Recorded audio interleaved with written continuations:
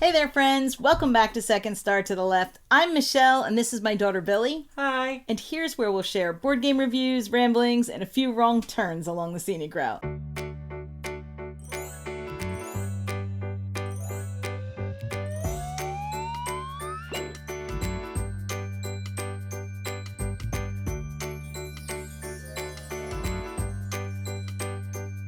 Today we're going to talk about one of my favorite things, and that's button shy games, and more specifically, the Simply Solo line by Scott Almes. What's the Simply Solo line? It is a line of solo games. Thank you for asking, Billy. Oh, that is pretty simple. It is a simple answer. These are not all of the solo games that Button Shy makes. These are just the ones in this line by this designer. So I'm not ranking every solo game.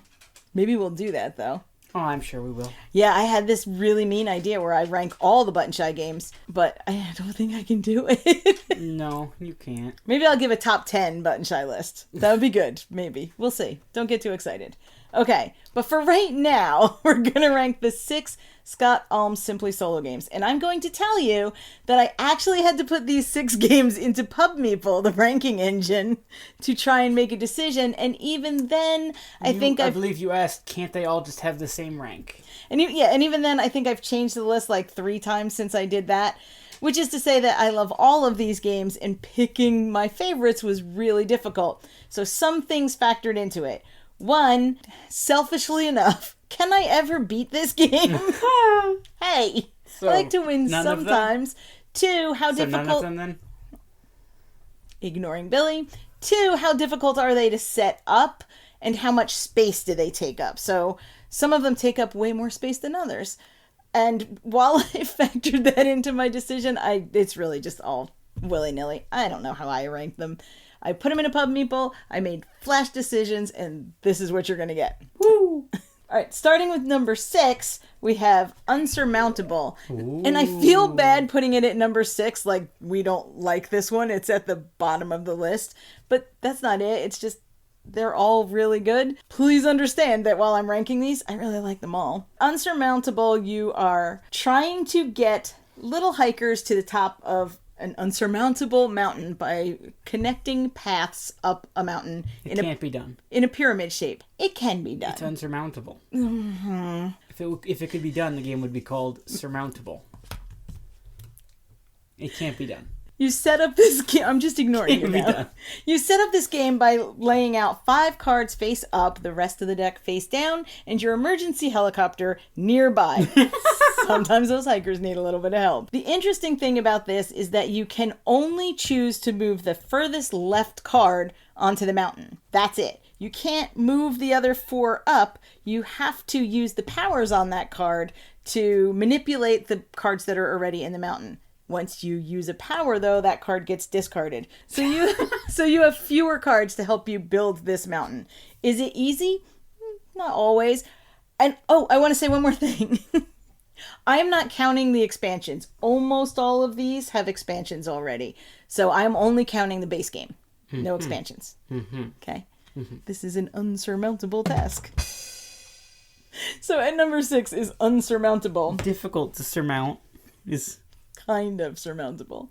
At number 5, we have one of the newer games, and that is Royal Limited. And this is a game about building a train and putting in the passengers and the snooty VIP passengers in order to score the most points and get rid of the most cards. Because at the end, if you couldn't place people or cars, you're going to be penalized for how many cards you have left. This game is played over 4 rounds, and it has a clever little timer card that you can turn to keep track of the rounds. And at the end of the 4th round, if you haven't gotten rid of all those cards, well, then you're going to do like me and not be a great conductor. Because this one's newer, I haven't played it as much, and I think that probably is why it's sitting lower on the list. Because I like this one, but I haven't quite figured out the rhythm of it and, the way to win. So number 5, Royal Limited. So you're saying the rest of these you can win? No. Oh.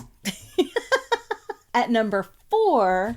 we have Fishing Lessons. Now, Fishing Lessons is one that I was slow to take to because, I don't know, the spatial puzzle of it. You know how my brain works. You do have spatial issues. I do. But once I played it enough, I love this game and I love the puzzle of it. You take the 7 lake cards and you form a row to create your lake, and you put them face down so you can't see the fish. And then you put your fisher person, of which there are tons of, and expansions and everything. They all have their own different little twist in the middle over top of that row.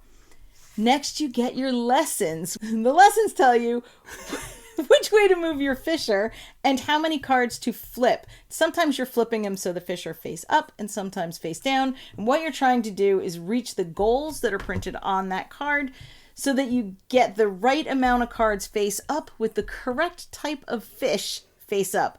This is much more difficult than it sounds because every lesson moves when you put a new one in, and then you have to do both lessons on the next turn. So it might be that the card you put down is great, but then you have to do the other one and you mess it up again. It took me a little while to get through this, and if it sounds confusing, it really isn't. You're just moving your little fisher up and down the lake and flipping the cards over. Even people who can't tell left from right can do it. Sometimes. But it's a really interesting puzzle to play with, and it's a little bit more difficult than I thought, which is great for me because I have won this one, but also it's not easy to win, so it's a challenge every time. How many times have you won this one? Twice. How many times have you played this one? I'm not telling you. Is it a lot more than twice? It's more than twice. Oh, okay. Number 3 is so new that I don't even have the wallet version. I only have the prototype version, and that is The Last Lighthouse. Now, we did do a video on this one, so if you want to take a look at that and how it plays and how well or poorly we did, go ahead and take a look at that. I love this game. I played it a number of times getting ready for the video, and I've played it a number of times since then. I love the art, I love the theme, I love the mechanics. If I played this more, it might move up.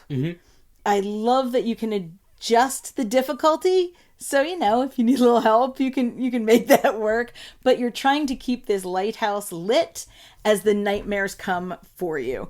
It is a really interesting game. Like I said, we did make a video about this one, so go on and have a look at that. But the art, the theme, the mechanics, this one's probably going to move up my list. It's very good. I really like this one. Number 2 and Number 2 and number 1 were, I think I almost broke Pub Meeple because I'm pretty sure I didn't answer the questions the same way twice in a row, so it wasn't happy with me. I won't say they're interchangeable because I do think number 1 should be number 1, but they're so close. And number 2 is Ugly Griffin Inn. In Ugly Griffin Inn, you have a pretty rowdy clientele of giants and goblins, sorcerers, wizards. I think there's a monk, so he's less rowdy. And you are trying to meet all of their needs. However, since some people needed to be quiet, or some people need food, or whatever else, and some people need no fighting, you have to manage to keep them away from each other or next to each other to meet all of their needs. It is difficult to move people from the bar section up to the inn, and then you have to check that you didn't annoy anyone with your latest guests, which you probably did. The art on this is absolutely adorable. This is quick to set up and quick to play. And again, not that I'm counting the expansions, but in this case, there are a lot of expansions for different guests you can bring in and different modules you can play. Ugly Griffin Inn has been around here almost the longest, and it's absolutely adorable. I think what we're going to do is do a solo-ish of all 6 of these games, one at a time, not on one big video, and then everybody can get a chance to see what they look like. But at number 2 is Ugly Griffin Inn, which leaves, at no surprise to most people, number 1 is Food Chain Island. Food Chain Island is easily the solo game I have played most, only barely now. Only barely. The first year we had it, I played it over 50 times. And it's gone down a little bit since then, but it still gets an easy 20 plays a year. I will talk about the one that might be passing it in another video. So Food Chain Island is definitely the solo game that I have played the most out of all of my games, button shy, non-button shy, doesn't matter. I think the reason that it doesn't see as much play now, and even though, it still had 20 plays last year, so not as much play, still a lot of play, is because it takes up more table space, and because there are other solo games that maybe take up less space, and so they're easier for me to play in different situations. But if I'm just sitting alone up in the game room and I want to play a solo game, I'm going to reach for this with the expansions and everything that goes with it. To play Food Chain Island, you're going to shuffle up the cards, which are numbered 0 to 15, and make a 4x4 grid. And then you're going to have 2 kind of extra help cards on the side, just in case you need to eat an animal that you couldn't eat. Then what you're going to do is have a bigger card eat a little card. To do this, you're going to have a big number eat a smaller number by just placing it on an adjacent card. But when you do that, you create holes. So it's like one of those slide puzzles, where you can get them, but then there's one left up here and you can't move that one. The idea is to get down to 1 stack of cards, and each of these cards has a power that once you use it, you might be able to jump diagonally or eat a different number or hide a card or remove a card or any of these things. Between the position of the cards and the powers on the cards, it is a very fun puzzle, and it's easy enough to play over and over and over again, as you can tell by the 50 times that we played it the first year. I hesitate to make a solo-ish of this because I can just hear people yelling, "Don't move that one!" But we will. We will make a solo-ish of this one as well. And we'll move that one that we shouldn't. I know. And you can yell in the comments. So those are my rankings for the Simply Solo games. Do you agree with those? Have you played any of these yet? Let me know down in the comments and let me know what your favorite is. We'll be working on some solo-ish videos to show them all off. But we make no promises about how fast we're working on those videos. They'll get here. The videos are coming. Thank you for watching. If you like what you see, or if you'd like to keep watching until we get one right, then please like, subscribe, and share. As always, open tables, open minds, and play yourselves. bye. There are now 6 of them for us to rank. What were you going to say? What is the Simply Solo series?